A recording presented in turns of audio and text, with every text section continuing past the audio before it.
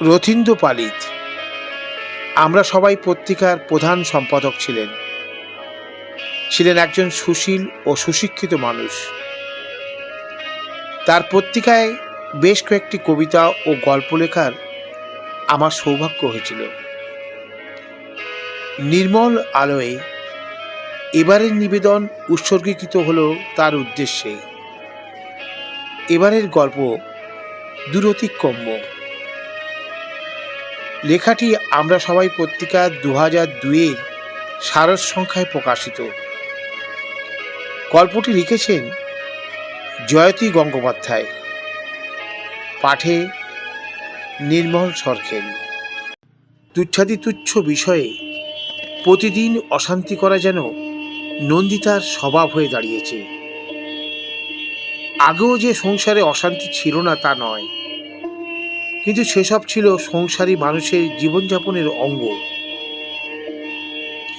নিজে ডাক্তার বলে প্রথম ভাস্কর বসু স্ত্রীর এই অসন্তোষকে বৈজ্ঞানিক দৃষ্টিভঙ্গিতে দেখবার চেষ্টা করে নিজেকে শান্ত রাখতেন। কারণ তিনি জানতেন রজনিবৃত্তির পর মধ্যবয়সী অনেক নারীর মনে একটা শূন্যতা সৃষ্টি হয়। সেই শূন্যতা নানাভাবে বহিঃপ্রকাশের পথ খুঁজে নেয়। ডাক্তার বসু ভেবেছিলেন নন্দিতার ক্ষেত্রে হয়তো অবরুদ্ধ ক্রন্দন অশ্রু নয়, উষ্ণ বাষ্পের রূপ নিয়ে প্রকাশিত হচ্ছে।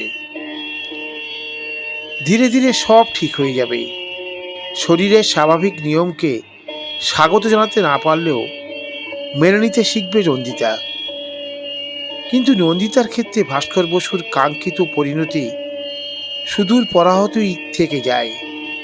বরং নন্দিতার অসন্তোষ যেন মাঝে মাঝে আক্রোশে রূপান্তরিত হচ্ছে। অন্যান্য ক্ষেত্রে ডাক্তার হিসেবে নিরাপদ দূরত্ব থেকে তিনি রোগীদের পর্যবেক্ষণ করতে পারেন এবং সুচিকিৎসাও। কিন্তু এই ক্ষেত্রে রোগীর আস্থা অর্জন করা তার পক্ষে অসম্ভব। কারণ নন্দিতার অধিকাংশর আগ ও দুঃখের উৎসমুখে রয়েছেন শুধুই তিনি। ভীষণ অসহায় বোধ করেন ডাক্তার বসু। তার মনে হয় ছেলেটা যদি কাছে থাকতো ভালো হতো। হয়তো ছেলে, ছেলের বউ, নাতি সামনে থাকলে বিগত যৌবনের জন্যে অবরুদ্ধ হাহাকার নন্দিতাকে এমন জ্বালামুখী করে তুলত না। অপথ্যের নিম্নমুখী সজল ধারা তাকে হয়তো সিক্ত করে তুলত। অবশ্য সবই তার অনুমান। নারীর অন্তঃস্থলের সঠিক খবর জানা সহজ নয়। সংসারের এই অশান্তি থেকে পরিত্রাণ লাভের আশায় আজকাল চেম্বারে থাকার সময়সীমা বাড়িয়ে দিয়েছেন তিনি। এমনকি রোগী না থাকলেও সেখানে বসেই ডাক্তারি শাস্ত্র অথবা সাহিত্য পাঠ করেন। যদিও এই দেরি করে ফেরা নিয়েও দুবেলা অশান্তির শেষ নেই। এই যেমন আজ রাত্রে ফেরা মাত্রই প্রায় ঝাঁপিয়ে পড়ে নন্দিতা। রোজ রোজ এত দেরি হয় কেন? বাড়িতে যে একটা মানুষ সর্বক্ষণ একা থাকে সে কথা বুঝি আজকাল মনেই থাকে না। স্বামীর নীরবতা যেন জ্বলন্ত দেশলাই কাটে। তুবড়ির মতো জ্বলে ওঠে নন্দিতা। কি ব্যাপার? আমার কথার উত্তর দেওয়ার প্রয়োজন নেই? জানি এখন আর আমাকে তোমার দরকার নেই। পোশাক পরিবর্তন করতে করতে উত্তর দেন ডাক্তার বসু। রোগীর ভিড় সামলে ফিরতে দেরি হয়ে যায়। অবিশ্বাসের হাসি নন্দিতার বক্র ঠোঁটে। রোগীর ভিড় হলে তো ভালোই হতো, অন্তত টাকার সুখটা পেতাম। ডাক্তার বসু আর চুপ করে থাকতে পারেন না। কেন? টাকার অভাবে কোন কষ্টটা তুমি পাচ্ছ? কষ্ট? আমার কষ্ট বোঝার মন তোমার আছে? আমি যদি তোমার সুন্দরী পেশেন্ট হতাম তবে তুমি আমার কষ্ট বুঝতে। আহ, কি আজে বাজে কথা বলছো। খেতে দিতে বলো বাসন্তীকে। বাথরুমে ঢুকে যেন আত্মরক্ষা করলেন ভাস্কর বসু। ধারাস্থানে দেহ মন সুস্থির হলে বাথরুম থেকে বের হলেন তিনি। ড্রেসিং টেবিলের সামনে দাঁড়িয়ে চুল আজানোর সময় শুনতে পেলেন বাসন্তীর নম্র কণ্ঠ। মামা, খেতে দিয়েছি, খেতে আসুন। খেতে বসে খুশি হলেন তিনি। বাহ, ধোকার ডালনাটা দারুণ হয়েছে। তোর মামিমা করেছে নাকি রে বাসন্তী? বাসন্তী মৃদুস্বরে বলে, মামিমাই শিখিয়েছিলেন। রান্নাঘর থেকে আরো কিছুটা ধোকার ডালনা নিয়ে আসে বাসন্তী। ডাক্তার বসু হাসেন। তোর ভাগেরটা দিচ্ছিস না তো? না না, আমার আছে, আপনি খান না। খেতে খেতে উদাস হয়ে যান ভাস্কর বসু। আজকাল বড্ড মায়ের কথা মনে পড়ছে তার। অথচ মা তো মারা গিয়েছেন কতকাল আগে। তখন তিনি সবে মাধ্যমিক পাশ করেছেন। একান্নবর্তী পরিবার ছিল বলে তার কাকিমা প্রাণপণে চেষ্টা করেছেন ভাস্করের মায়ের অভাব পূর্ণ করতে। চেষ্টা করতেন বড় জায়ের নিয়মেই সংসার চালাতে। সেই জন্যে মা না থেকেও যেন থেকে গিয়েছিলেন 25 নম্বর হরিঘোষ স্ট্রিটের পুরনো ভাড়া বাড়িটিতে। সময় দাঁড়িয়ে থাকে না। ডাক্তারি পাশ করে রেলের চাকরিতে যোগ দিয়েছেন। প্রথম পোস্টিং পেয়েছিলেন গোয়াতে। ভাস্করের একা থাকার কষ্টের অবসান ঘটাতে ওকে তাড়াতাড়ি বিয়ে দিতে চেয়েছিলেন মাতৃসমা কাকিমা। কাকিমাই পাত্রী নির্বাচন করেছিলেন। কাকিমার মামাতো দিদির মেয়ে নন্দিতাকে বিয়ের আগে অনেকবার দেখেছিলেন ভাস্কর বসু। মধ্যবিত্ত ঘরের আর 5টা সাধারণ মেয়ের মতোই সুস্থ, সুশ্রী ও স্বাভাবিক। তাই অমত করার কোনো কারণ ছিল না। বিয়ের পর কর্মসূত্রে ভারতের বিভিন্ন স্থানে বদলি হয়েছেন, সপরিবারে গিয়েছেন। আর 5 জন গৃহিণীর মতোই সংসার করেছে নন্দিতা। স্বামীকে ছেলেকে ভালোবেসেছে, যত্ন করেছে। ভাস্কর বসুর বাবা প্রয়াত হবার পরও হরিঘোষ স্ট্রিটের সঙ্গে বাঁধন আলগা হয়নি। কিন্তু কাকিমার মৃত্যুর পর সব যেন ধীরে ধীরে কেমন বদলে যেতে থাকে। তাছাড়া নন্দিতা এবং শুভ পরবর্তীকালে হরিঘোষ স্ট্রিটের এদো গড়ির পরিবর্তে বেড়াতে যেতে চাইতো ভারতের বিভিন্ন বিখ্যাত শৈল শহরে এবং সমুদ্র সৈকতে। ভাস্কর বসু সে সময় স্ত্রী পুত্রের মনোবাঞ্ছা পূর্ণ করেছেন সানন্দে। তারপর ছেড়েও কানপুরে চলে গেল ইঞ্জিনিয়ারিং পড়তে। পাশ করে চাকরি পেতেও দেরি হয়নি মেধাবী ছাত্র সৌভিকের। এমন পাত্রের জন্য পাত্রীর সন্ধানও আসছিল অনেক।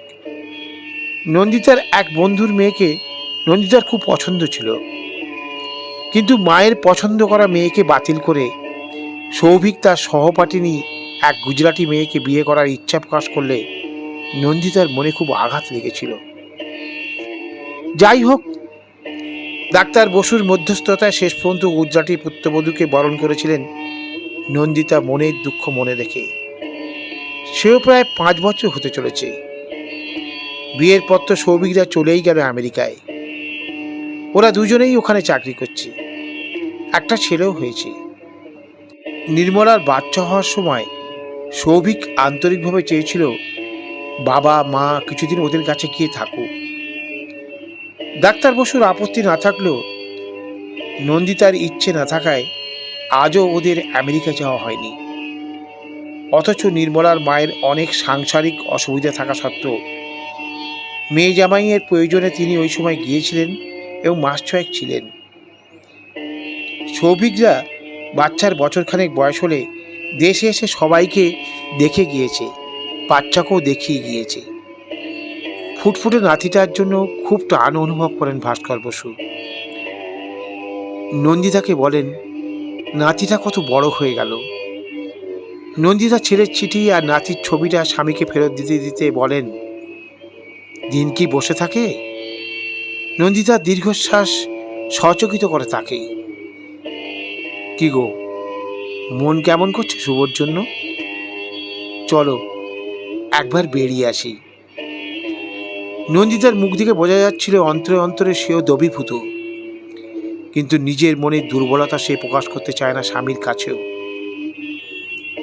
তাই বলে, ওদের প্রয়োজনের সময় যায়নি, এখন আনন্দ করতে যাব কোন মুখে?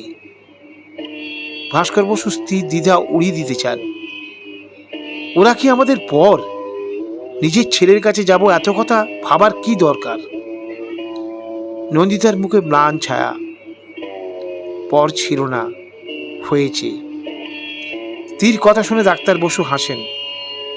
ছেলে দূরে থাকলে কি পর হয়ে যায়? সত্যি তুমি পাগল যে। নন্দিতার চোখের পাতায় জলের আভাস। তুমি বুঝবে না। দূরে থাকলে কি আপনজন পর হয়? ছেলে পর হয়েছে কাছে থাকতেই।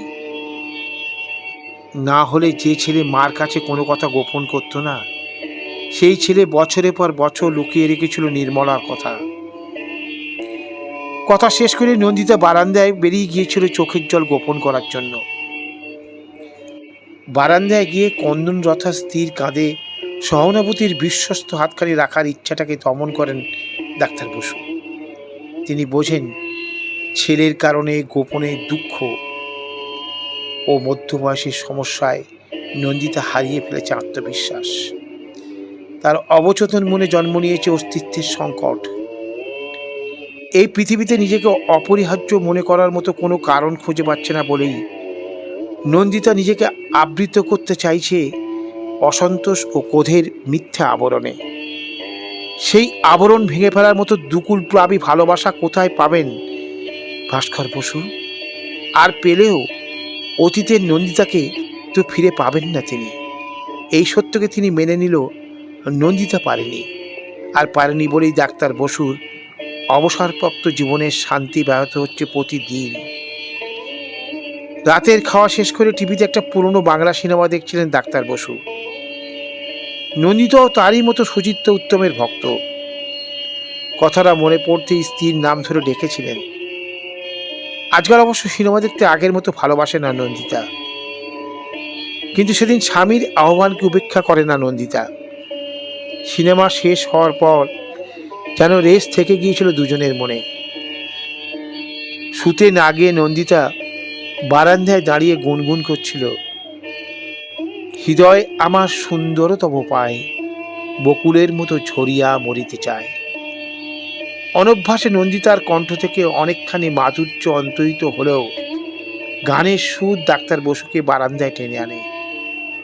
কতকাল পরে তার সতীতে ফিরে আসে ফুলশয্যার রাতে বীণাময়ী নন্দিতার কণ্ঠে শোনা, চাঁদের হাসি বাঁধ ভেঙেছে, উছলে পড়ে আলো, ও রজনীগন্ধা তোমার গন্ধ সুধা ঢালো। বড় ভালো লেগেছিল ডাক্তার বসুর। আরো কিছুটা সময় অতিক্রান্ত হওয়ার পর ডাক্তার বসু জানতে চান, কি গো, কথা বলবে ছেলের সঙ্গে? নন্দিতার মুখ নিমেষে কঠিন। কেন, ও পারে না কথা বলতে? ডাক্তার বসু হাসেন। আরে ওই তো বেশি ফোন করে, আমরা আর কদিন করি। কেন করব? ওদের কাছে একটা ফোন কিছুই না, আমাদের কাছে একটা আইএসডি মানে 2-3 দিনের বাজার খরচ। ডাক্তার বসুর মুখে হাসি নেমে গিয়েছিল। তবে থাক, তোমার ইচ্ছে হয় তুমি করো, রোজগার করো তুমি, টাকা তোমার। মনে তো হয় না। মানে? মানে আর কি, টাকা যদি আমারই হয় তুমি কেন আপত্তি করলে? কথায় কথা বাড়ে, পারস্পরিক তিক্ততা বাড়ে। শেষ পর্যন্ত দুজনেই কথা বন্ধ করে দেয়। ঘড়ি এগিয়ে চলে, রাত তখন অনেক। দুজনের কারো চোখে ঘুম নেই, কথাও নেই। নন্দিতার মনে হয় ফোনটা করলেই ভালো হতো। অনেক দিন সুবোধের কোনো খবর নেই, কে জানে কেমন আছে ওরা। ডাক্তার বসু ভাবেন, কেমন মা, এমন পাষানো হয় মায়ের মন। দুজনেরই মনে পড়ে ফিরে আসা দিনের কত মধুর স্মৃতি। দুজনেরই মনে পড়ে শুভর জন্মের কথা, একটু একটু করে ছেলের বড় হয়ে ওঠার কথা। দুজনেরই বুকের মধ্যে নোনা সাগরের ঢেউ, কিন্তু সেই ঢেউ অতিক্রম করে একজন অন্যজনের কাছে পৌঁছাতে পারে না।